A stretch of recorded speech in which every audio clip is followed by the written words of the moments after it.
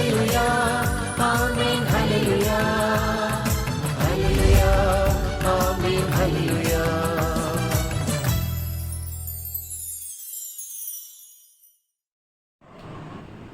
தந்தை மகன் தூய ஆவியாரின் பெயராலே ஆமேன்.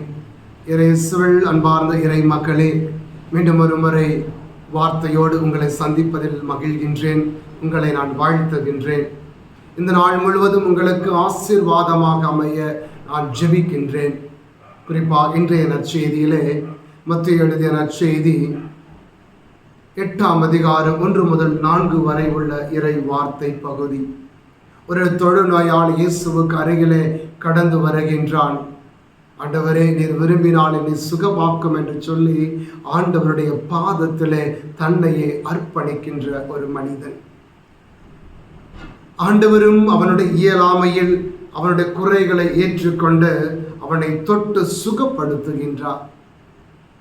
ஒரு இளைஞன், மிக பக்தியுள்ள ஒரு இளைஞன், தன்னுடைய வாழ்க்கை அனுபவத்தை ஒரு நாள் எங்களோடு பகிர்ந்து கொண்டார்.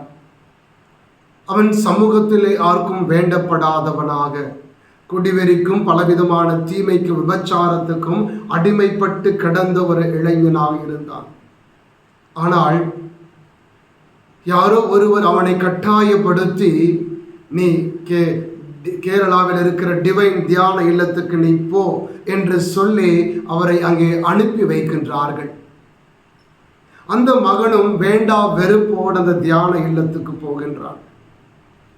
அங்கே சென்று அங்கே வேறு வழி இல்லாமல் இறை வார்த்தை அவன் கேட்கின்றான். அந்த வார்த்தைகள் அவனுக்குள்ளே கடந்து சென்று அவனிலே ஒரு மாற்றத்தை ஏற்படுத்துகின்றது. எந்த சமூகத்திலே யாருக்கும் வேண்டப்படாதவனாக இருந்தானோ அந்த சமூகத்திலே, அந்த குடும்பத்திலே அவன் எல்லாருக்கும் பிரியப்பட்டவனாக அவன் மாறுகின்றான். இந்த நற்செய்தியில் கூட பார்க்கிறோம் ஒரு தொழுநோயாளி. யூத சமூகத்திலே தொழுநோயாளி என்கிறவன் தீட்டுப்பட்டவன். அவன் யாரை தொட்டாலும் தீட்டு, நாம் அவனை தொட்டால் நமக்கு தீட்டு. எனவே சமூகத்திலே அவன் ஒதுக்கப்பட்டவனாக இருக்கின்றான். ஆனால் அந்த நிலையில் இருக்கிற ஒருவனைத்தான் ஆண்டவர் இயேசு தொட்டு சுகப்படுத்தி அவனை சமூகத்திற்குள்ளே மீண்டும் அழைக்கின்றார். நம்முடைய வாழ்க்கையிலும் பல நேரங்களிலே இப்படிப்பட்ட தொழுநோயின் அனுபவங்கள் இருக்கிறது.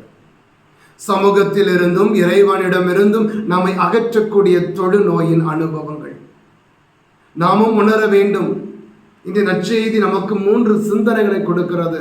ஒன்று, என்னை என் சகோதரனிடமிருந்தும் என் இறைவனிடமிருந்தும் அகற்றக்கூடிய தொழுநோய்கள் எது? ஒருவேளை உடலிலே தொழுநோய் இல்லாமல் இருக்கலாம், ஆனால் நம்முடைய மனதிலே பல நேரங்களில் தொழுநோயால் பாதிக்கப்பட்டவர்களாக இருக்கிறோம்.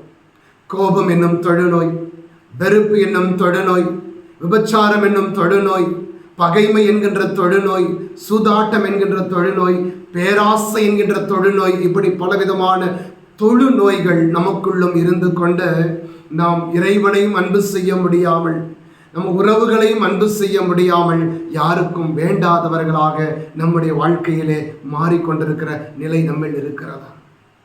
எனவே அந்த நிலையில் நான் இருக்கிற பொழுது யார் என்னை ரட்சிப்பார்? இப்படிப்பட்ட தொழுநோய் பிடித்த நிலையிலிருந்து எனக்கு யார் விடுதலை கொடுப்பார் என்ற ஒரு கலக்கத்தோடு நீங்களும் நானும் வாழ்ந்து கொண்டிருந்தால், மக்களே, இறைவன் சொல்லுகின்றார், நீ எனக்கு அருகிலே வா.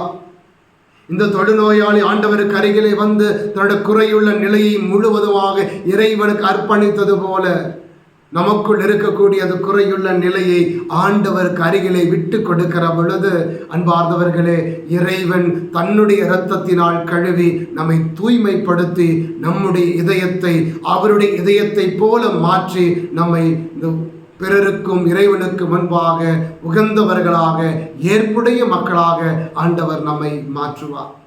இரண்டாவது சிந்தனை, நமக்குள் இப்படிப்பட்ட குறைகள் இருக்கிற பொழுது பல நேரங்களில் நாம் சிந்திப்போம், என்னை யார் ஏற்றுக்கொள்வார்? எனக்கு எங்கே விடுதலை உண்டு? என் வாழ்க்கை இவ்வளவுதான். நான் குடிவெறிக்கு அடிமையாக இருக்கிறேன், சூதாட்டத்துக்கு அடிமையாக இருக்கிறேன், தீய உறவுகளுக்கு அடிமையாக இருக்கிறேன், பொருட்களுக்கு அடிமையாக இருக்கிறேன், என் வாழ்க்கை இவ்வளவுதான் என்ற ஒரு அவநம்பிக்கை நமக்குள் இருக்கலாம். ஆனால் ஆண்டவர் சொல்லுகின்றார், அவரை உற்று பார்க்கிற யாவரும் மகிழ்ச்சி அடைவார்கள், ஒருபோதும் அவமானத்திற்கு உள்ளாக மாட்டார்கள். யோவேல் புத்தகத்திலே 2ஆம் அதிகாரம் 26, 27, 28 வசனங்களிலே ஆண்டவர் சொல்லுகிறார், என் மக்கள் ஒருபொழுதும் நிந்தைக்கு உள்ளாக மாட்டார்கள், அவர்கள் நிந்தைக்கு உள்ளாக நான் விடமாட்டேன்.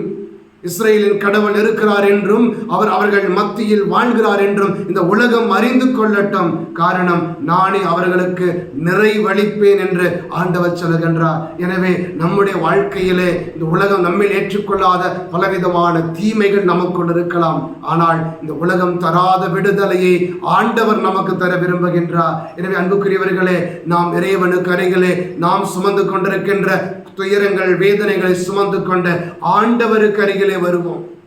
இந்த தொழுநோயாளி வேறு எங்கும் ஓடி போகல, இயேசுவுக்கு அருகில் தான் வந்தான். காரணம், தனக்கான விடுதலை ஆண்டவர் இயேசுவிடம் மட்டுமே என்பதை அவன் உணர்ந்து கொண்டான். அன்பார்ந்தவர்களே, நம்முடைய மீட்பு ஆண்டவரிடம் மட்டுமே.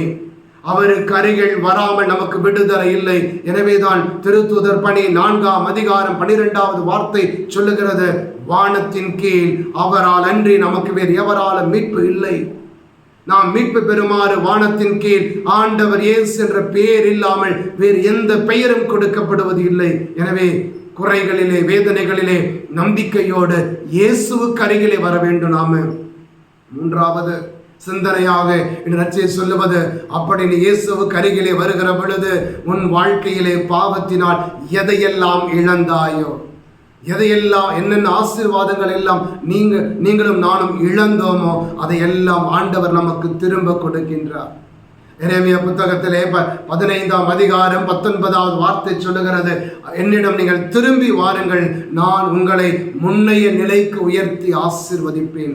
எனவே இறைவன் நம்முடைய வாழ்வை மீண்டும் புதிய ஒரு வாழ்வாக, புத்தெழுச்சி மிக்க ஒரு வாழ்வாக ஆண்டவர் நம்மை மாற்ற விரும்புகின்றார். எப்படி தொழுநோயாளிக்கு ஆண்டவர் புதிய வாழ்வை கொடுத்தது போல நமக்கும் யாரெல்லாம் தங்களுடைய குறைகள், பாவங்களை உணர்ந்து மனம் வருந்தி இறைவனுக்கு அருகிலே வந்து ஆண்டவரை என்னை சுகப்படுத்தும் என்று இறைவன் கரங்களில் விட்டு கொடுக்கிறார்களோ, ஆண்டவர் அவர்களை எல்லா நிலையிலும் சுகப்படுத்தி பாவத்தினால் எதையெல்லாம் இழந்தார்களோ அதையெல்லாம் ஆண்டவர் திரும்ப கொடுப்பார். நம்முடைய மீட்பு ஆண்டவரிடம் மட்டுமே. அன்பு தெய்வமே இறைவா, தொழுநோயாளியை போல நாங்களும் பல நேரங்களில் சமூகத்தால் வெறுக்கப்படுகின்றோம். எங்கள் பாவங்களை முன்னிட்டு, குறைகளை முன்னிட்டு உம்மிடமே மீட்பு என்பதை உணர்கின்றோம். ஆண்டவரே, வானத்தின் கீழ் உம்முடைய பெயரன்றி வேறு எந்த பெயரும் எங்களுக்கு கொடுக்கப்படவில்லை நம்புகின்றோம். ஆண்டவரே, உம் பெயரை சொல்லி கூவி அழைக்கிற யாவரும் தப்பி பிழைப்பார்கள் என்று யோவேல் 2:32 சொல்லி இருக்கிறீர். ஆண்டவரே, நாங்களும் கூவி ஜெபிக்கிறோம். அப்பா, எங்களுக்கும் புதிய வாழ்வை தாரும். பாவத்தினால் இழந்ததை எல்லாம் உம்முடைய இரக்கத்தினால் எங்களுக்கு தந்து ஆசீர்வதியும். அன்னை மரியாளே, எங்களுக்காக நீர் மன்றாடும். ஆமேன். அல்லேலூயா, அல்லேலூயா.